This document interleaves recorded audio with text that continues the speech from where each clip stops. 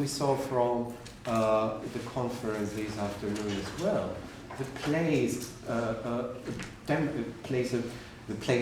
plays a very important role in defining identities. So, do you want to elaborate a little bit more about that idea and how that idea of the place is also transmitted, that belonging to a particular place is also transmitted through the filming, for example, of Hrant's interview? I think in the case of Hrant Dink and the Armenians, perhaps it's slightly different from the other two, because I think Hrant felt that he wanted to protect the places, parts of Turkey which had been Armenian. I mean, when you say Van was an Armenian province. There were Armenian provinces, and they were under the protectorate of the Western powers, but the Western powers didn't protect the Armenians in those provinces. And so the Armenians were removed, deported, but that was their land. And it's not like he was feeling that he identified with Turkey. He identified with his past, with the land which belonged to his forefathers. I think in the other cases it's slightly different. And yes, he is right that we do have a longing to go back, because I thought my grandmother was telling me fairy stories when she talked about this great house and what they had. Finally, when I did go to Turkey for the first time in 1995, it was to find Archibald Gorky's village. And I was flabbergasted by what I found, the architecture and the magnificent churches, and there was so much that had been erased. And that was the second, the erasure of Armenian history, very deliberate. So it is a key, I think, to understanding at least what the Armenian position is. Well, I think if we're talking about contemporary art, it's so complex because you have the diaspora artists. I mean, if we're looking at Lebanon in particular, just purely because that's my own sort of personal interest and research, you have artists such as myself that have never really experienced the hardship that those who lived in Lebanon or still live in Lebanon have experienced. But they base their artworks on stories, on hearing things like what you're recording, and hearing their grandmothers and their mothers and fathers and family members that are still there. They're reenacting what they're hearing through their own art, but it's not quite autobiographical because they're one step removed, but it is still entrenched in their own identity. I will never be able to be removed from my Lebanese identity because I am Lebanese. I don't have a Lebanese passport. I don't have a Lebanese identity, but it is my parents' history and their culture and the family that I still have there. It's their day-to-day experiences. But then there are artists who are still based in Lebanon, lived through the war, which some argue never ended in 1995. It's still going on technically, and they're choosing not to represent that because they don't want that to be their identity. They don't want to be seen as the Lebanese artist who represents war and car bombs and suicide bombers and hotels that are taken over. This is not who they are as a person. It is what society has deemed who they are. And so that automatic identity has been placed on them rather than something they've given themselves. And I think this is the biggest sort of disparity, and again it's the use of language and the words that we choose to describe these artists, and that's a battle I don't think will sort of end. When we were talking about Orientalist art, that hasn't ended, and I don't see it being ended in many, many years, because actually this is a historically embedded, well, from my personal opinion, I see it as a historically embedded art form. It's something that anyone who's looking into a country, having not experienced it, regardless of whether it's me looking into Lebanon or an English person looking into Lebanon, there will always be these stereotypes and these understandings and previous artworks that they've seen in a museum or a gallery or through the media, that of course is their initial thought process when they think of that country. And so I think the definition of Orientalism has changed, but it will continue to exist. And there are so many artists. I mean, North Africa is full of artists who are taking Orientalism but twisting it, like Hassan Hajjaj, who works with the kahl, the makeup that the women wear, but he's putting Gucci hijabs on, and then you have Lala Esaidi, who again, she's working with the traditions of henna and women sort of reclining on beautiful sort of harem-style beds, but she's trying to process a different viewpoint on Orientalism. Like Caterina Kikisian does. Exactly. Does Yeah. with the Orientalist depictions of women there. Exactly. Yeah. Yeah, no, I think that places are important. They're a lieu de la mémoire. They are for most interviewees, but they are also ambivalent places. You know, there are also places in my place, the Greek like Lili Morco, a place of trauma. She also calls it City of Ghosts. She came back. Her family didn't come back after the war. She actually emigrated to the States and decided in an old age to spend half a year in Salonika, half in America. So there are ambivalent places, and it's not clear to me actually when I was talking about whether are they neutral places or are, in the conception is it actually the Jewish Salonika she remembers? It's linked to her religion, you know, or is it the cosmopolitan city? And I think that's quite complex. And also in the case of the lady from Baghdad, Avisha Shua, in the interview, you know, she has a 15 minutes uninterrupted narrative of the Farhud in 1941, the anti-Jewish pogrom, and it plays a central role in her interview, which she, you know, experienced as an 8-year-old girl, where they had to leave the house, and the house was completely ransacked, and they almost didn't survive. And again, so there is this ambivalence to place, and the curiosity, and in some cases nostalgia. And I think nostalgia is a big topic. Looking at websites of Alexandria and all this, which is important for a lot of migrants, refugees, expatriates. Good. Shall we start questions from the audience? Yes, got there and lost. Okay, shall we start from the very back with Wendy and come to the front? Thank you all for your work. I was just thinking about my own experience of identity and mixedness and memory and all that. And I was thinking about, in my own experience, there was a time in my childhood when I sort of thought of myself as American. I was very little.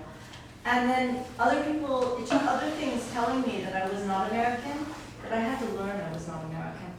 And I was wondering in this issue of memory, how much of our memory is being told of our histories by the outside world that doesn't have to do with our own longing, but a sense of being told that you actually belong not where you are, but somewhere else. And then discovering that you also don't have much to do with that. And so I was wondering, especially with your discussion of being Lebanese, what you think about that and how that plays into the work of different artists.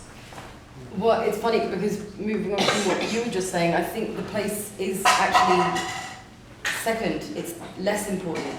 And the Arab Image Foundation is a really good example of that actually, because what they're doing is they have a topic in mind, they have a reference point, which is the greater sort of Middle East, which includes what was Assyria and the Ottoman Empire and everything else. And they're not focusing on the city, they're not focusing on the location, they're focusing on the history of the people and the memories that people still have physically with these images. And that's how the work of Akram Zatari and Fuad al-Khoury came out, because what they did was they found these old camera film that were left over from the Civil War, but they shoved them into new cameras and started recreating their own history almost, their own sort of, but it didn't have to be in Lebanon, it could have been anywhere. And I think for me, and the artists that I think represent that the most, it isn't as important, because you take an artist outside of Lebanon, they will always be Lebanese. You know, if they were born there, it's similarly to what Ivy said, I am not British, I am Iraqi. She will never stop being Iraqi, even if she's not there, and even if she will never go back. And I think it's the same with anyone who leaves that country. I think with someone like me or yourself, it's more complicated, definitely.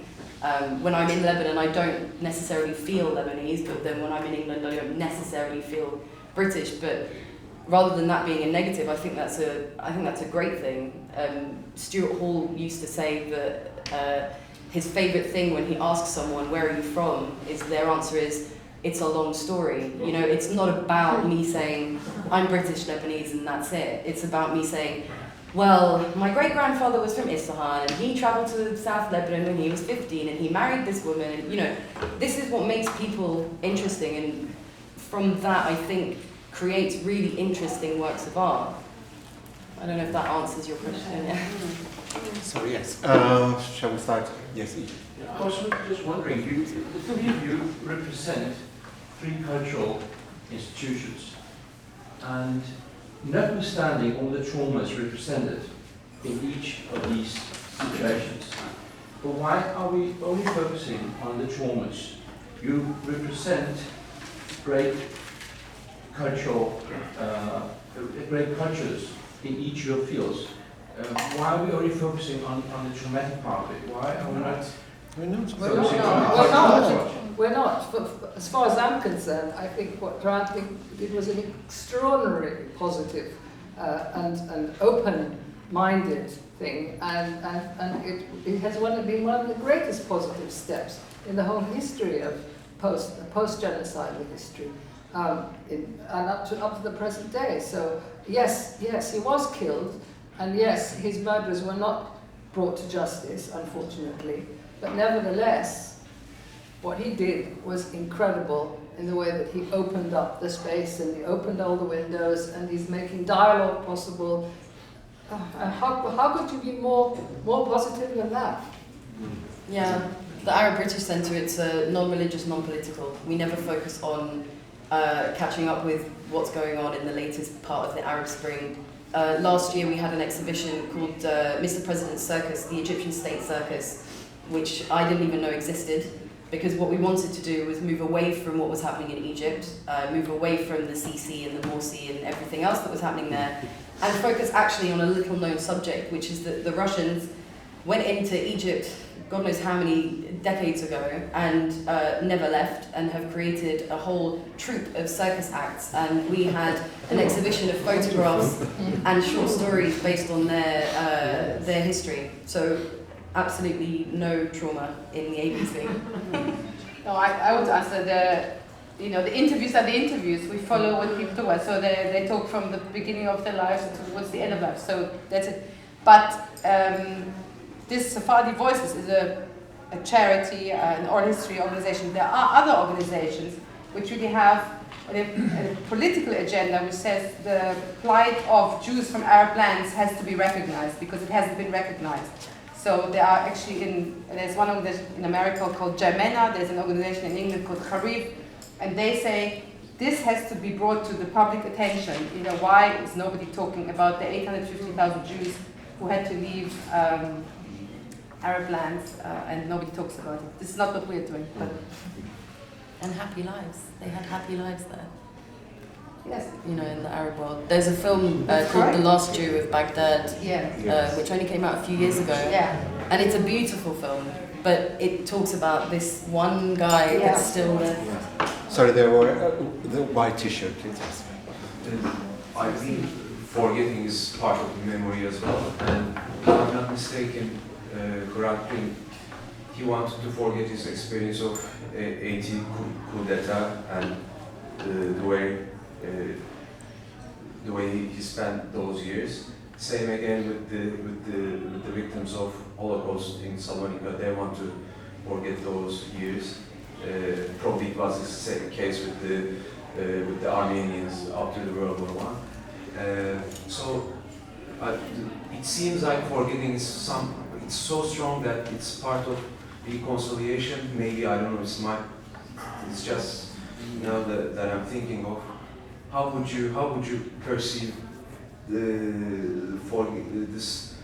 this whole thing about forgetting those past intense experiences? I don't think anybody wants to forget or needs to forget or has to forget. What's important is what's happening here and in other places where we talk about things, we remember them, and we're able to talk about them openly, and that's very important, that we're able to express things openly, and they've been under a lid for such a long time. If that can be done, if the truth can come out into the open, then there can be reconciliation. But I don't think it can be done by forgetting. He never forgot for a day what happened to him. He simply didn't want to talk to me on the film that day because he had a lot of other issues to talk about. I spoke to his brother. He told me the whole story of when they were in jail and beaten every day. That's reality. That's the truth. And you do not forget those things. But maybe you don't feel like talking about them on a specific day. I think it's what's really positive is what we're doing now. I'm sorry. That's what I meant by forgetting. I agree with you that we should. I totally agree with you. I come from I would say, a rather left-leaning Turkish family who had its own experiences regarding all sorts of street coups in Turkey. So I know what you feel. That's what I meant in a way about forgetting. Not forgetting in the sense that we know in daily life, but trying to not to remember. Maybe I don't know. But so I agree with you. Okay, so there was one at the back. Yeah, thank you. Thank you for your thoughts.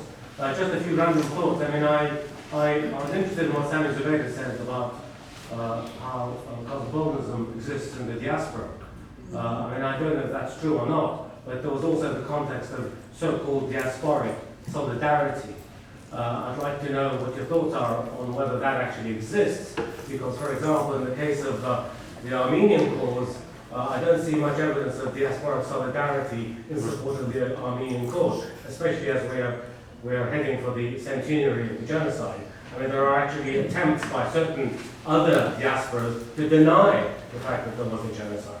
And of course, that does not in any way detract from the fact that the Armenians themselves have been very, very inept and disastrously inept in dealing with the centenary and preparing for it, because they are totally politically inexperienced. But that's something which the Armenian, I mean, I know there's CRAG and other organizations, but they've been totally ineffective. Now, so I would question whether in fact there is such a thing as diasporic solidarity. And of course that brings up the whole issue of identity. I mean, asking people where they're from is not the most interesting question. It could be the least interesting question. Sure. If people ask me where I'm from and why, is that interesting? It doesn't tell them anything about them. Okay, let's leave it there. So, let's take first the diaspora. Let's mention something else. Ruba mentioned that you're not Lebanese, you don't have a Lebanese passport. You wouldn't be able to get a Lebanese passport. There have been people living in Lebanon for many generations who cannot obtain Lebanese citizenship. Okay, thank you. So let's concentrate on the issue of the diaspora and the power or whatever they have, the cohesion they have in defining. Yes. Well, I'm astonished that you say that there is no work going on in the Armenian diaspora, because my understanding or my experience is that there is a huge solidarity in the diaspora. I'm an Armenian. I feel it all the time. I talk about it. I respond to people. I'm sorry. I don't even recognize what you're saying. It's not my understanding of what we are or who we are. I just want to say that I think the notion of diaspora is also problematic, because what is a diaspora? And it assumes a homeland, and it can also be sometimes fluid. In the case of Sephardi Voices, you have definitely post-migration family networks which span, where family members are in 5 different countries. And I think in terms of personal lives, that was the biggest change, was the change of families, where, it was international. People now use network sites and other social media to be in touch. Is that a solidarity? I don't know. I don't know whether I'd use the word diasporic solidarity. Do you think there's a diaspora in the Lebanese artistic community? Definitely, but I think that it's so individual. But that goes without saying. Just because I feel the way I feel does not necessarily mean someone who's in the same position as me would feel the same way. The same goes for artists. There are artists that are British Lebanese. There are artists that were born in Lebanon and left when they were babies. they don't necessarily work on the same wavelength. They don't necessarily exhibit in the same places. They don't, they don't become titled in the same way. They're not British Lebanese or American Lebanese. And I think it's a completely individual or independent suggestion. Really, it's how you feel inside. And with the artists, that's exactly how it is. You can't force that solidarity on the diaspora, that they are forced to live with one another and then yet assemble themselves and assimilate themselves with the culture that they've not necessarily even chosen for themselves. That's another really big issue. Yes. Sorry, there was one there first, and then here. I wish I'd known about this earlier, and I could have worked with it. It's quite interesting because, when you looked at the social history of the Middle East and North Africa, did it change your perspective of how you view the history? Which history, sorry? I mean, all the histories together, because obviously they're all interconnected in different ways. I mean, when you did your research with the Shepherdi community and the Armenian community, and when you looked at the social history, which I don't know very much about. I like that kind of history because when you switch on the news, you don't ever hear about ordinary people. You hear about the area, you hear about the history, but you never hear about the ordinary people. But so, especially with well, I should say, I grew up in Germany. When I came to Salonika, I came with a group of students. I didn't know much about Greece or the Ottoman Empire, and it certainly made me question a lot of things about multiculturalism and the issues we discussed today, living together. And certainly for the Jews in Salonika, the Ottoman time was a very positive time, and they remembered it very fondly, and that was a big problem to be in Greece. And how do you remember that time, which was perceived in very positive terms? So I think, yes, for me, it brought a lot of issues to the core. How do minorities live together, and what is multiculturalism, what is cosmopolitanism? For me, you just touched on a really important point, which is the media. With visual art, this is a really, really big problem because not only are they represented certain ways within the media, but they are chosen specifically who they want to work with. If you look at sort of photography and painting and sculpture, the sort of fine art section, and you look in Western media, regardless of whether that's an arts online publication or the New York Times, the artists that they are focusing on will represent artists from countries that are currently going through destruction and war. And that's the biggest problem with Arab art from my perspective, because you are forgetting all of the artists. I mean, the Arab world has one of the richest and longest traditions of art, going back so many years, and the fact that the focus, not that shouldn't, these artists are still in their own right phenomenal artists, but rather than reading about an artist who is painting on mortar shells because he hasn't got canvases, which is important, why are we not focusing on the artists that are exhibiting elsewhere but not focusing on art? And that's, for me, this is the issue with the media and art. But I mean, you can argue that for all sorts. I'm sorry, it's Jay first behind you. Sorry. I found this intensely moving, this apposition of memories side by side, placing them side by side. And I'm just wondering whether you think that there's mileage in actually transcultural exchange between these different memories. So, thinking about what Ruba was saying about the Arab-British Centre, your critique of it may be that it's focused on, it can exclude certain groups and reproduce identity politics. And also thinking about shifts that are being made in memory studies at the moment. I'm thinking about Marianne Hirsch's most recent work, which has really influenced our network, where she's talked about the importance of affiliative memories within a community, shifting from those to connective memories across communities. And I'm also thinking, we had a management meeting yesterday, whether we're going to continue this project and particularly apply for AHRC Impact follow-on funding, of which there is money. Is there mileage in actually, I mean, at the moment there's apposition, in other words, placing these memories, these communities, these organizations side by side. I don't see the transcultural exchange, but do you think there is mileage in not only putting these experiences side by side, but actually building links between histories, organizations, without losing the specificity of the experience?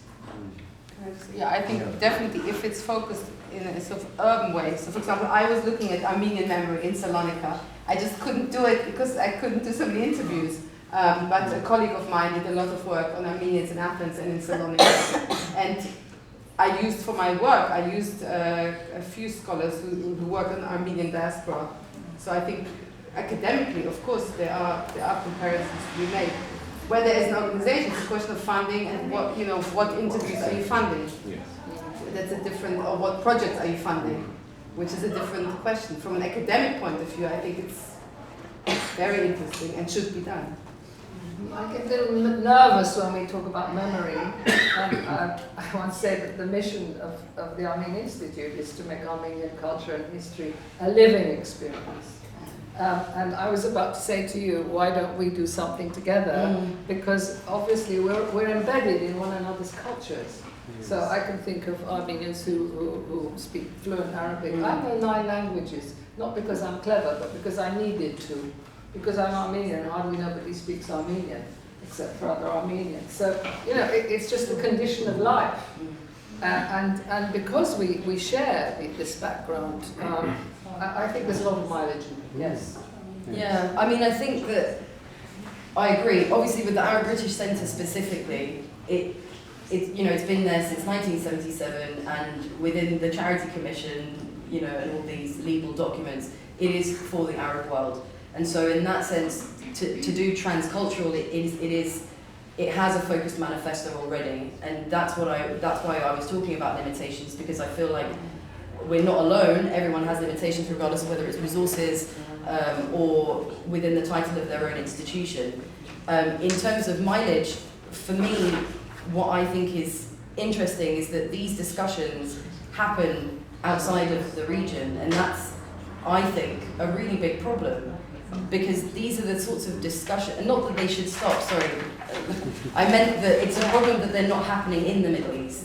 Discussions about memory and identity, they're very, very limited. These regardless of whether it's from a fine art perspective or from an academic perspective, they rarely happen in the Arab world.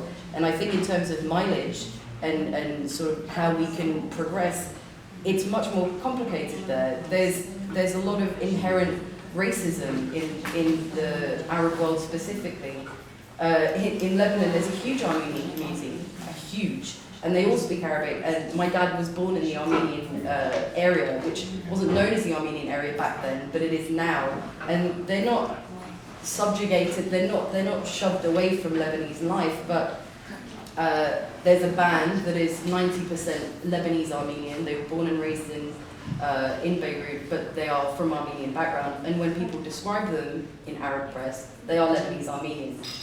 So I think that it's great that we are able to, in a safe environment, discuss these issues, but actually in the Arab world it's much, much more complicated. I mean, you touched on it about the Jews and the Arabs, and I mean that's a whole other lifetime of conversations. It's But how do you feel, I mean, if the discussions start here in the diaspora and then move from the diaspora to the actual country, then it will ease the transfer of these debates there, because they will have already started within the Arab community, the Armenian community, the Jewish community, and then they could move more easily to those regions. Or it is happening. I was going to say do it the other way around. And I was going to say do it the other way around, because for instance, it's exactly what the Hrant Dink Foundation does. They're doing a project with Armenians and Turks across the border, inviting them, working on similar projects.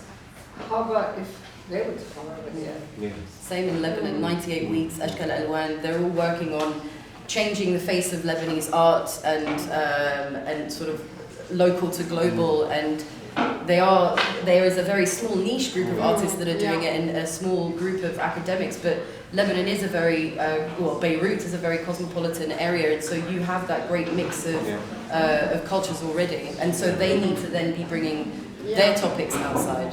Could I just say, I mean, I've been working doing a project in Lebanon, and I mean, there's been like a very big, sectarianism, especially among the youth, because I worked with somebody who's Christian, and we went into the Armenian quarter, and she had never set foot there, and then we went to the Bekaa Valley, which is mainly, Muslim. And there's never, seemed to be, any connections.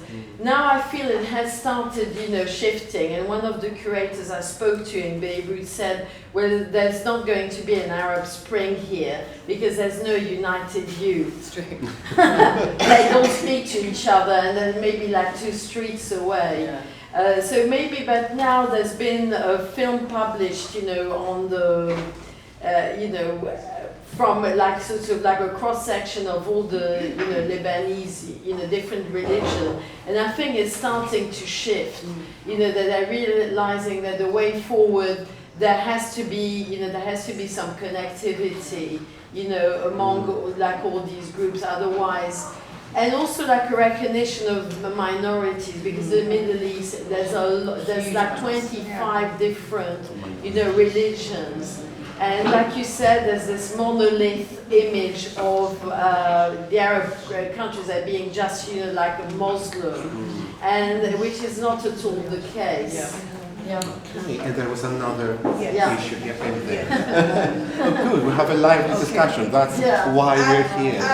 I wanted to ask, as we discuss memory, creating art, that is here we have 3 people from 3 specific communities, and you are producing art, you are producing literature, you are producing film, and I just wanted to ask, and you say you are non-political, but by the way you collect, you edit, you omit, you add, that is, it's like, how non-political and how objective can you be?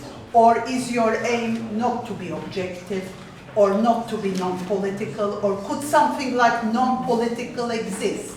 That's a good point. Yeah, we have this. Have a non-political We have this debate at work all the time, because ultimately we're a very small charity too. There's only 3 full-time members of staff. We have a building which has a very small exhibition space. It's about 1/5 of the size of this gallery. And we house 6 other charities who all work within, they're like-minded organisations.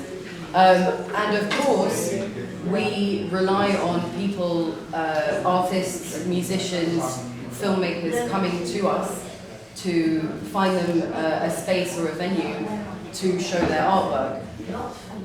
But actually, being non-political, what I mean by that, I'm not non-political, obviously, but the charity is non-political, and by that what I mean is that the artwork and what we're showing to the public does not have a political angle. So, for example... What do you mean by politics? Well, this is when we talk about art. This is when we specifically talk about contemporary art. For example, Leslie's work is not political. If you look hard enough, you will find the politics there, because it was civil war. Whereas the work on the left is more political or more politicized because of the stories associated with it. I don't think that really counts as political art, but there are messages within all forms of art, like the guy that's painting on mortar shells, or propaganda art, or it could even be the title of the exhibition. That's what I mean. So we're trying to be pushed as far away from religion and politics as possible to allow people to make up their own decisions. Do you see what I mean? So the non-religious, non-political thing is just a title of part of what we are. But during McCarthy's time, a lot of non-political art was produced, but it was very political. So that it's like what We didn't do anything in. It's a very long discussion, Yeah. political even not. I have a very short answer, which is I think by our nature of our very existence in society, we are political. Yeah. However, my cultural institution, and I think yours as well, do not have an ideology. We don't have a political aim, and we rely on culture, and that's really it. And of course, by being Armenian, if I'm confronted with someone who says, you know, you're a dog, then that's political.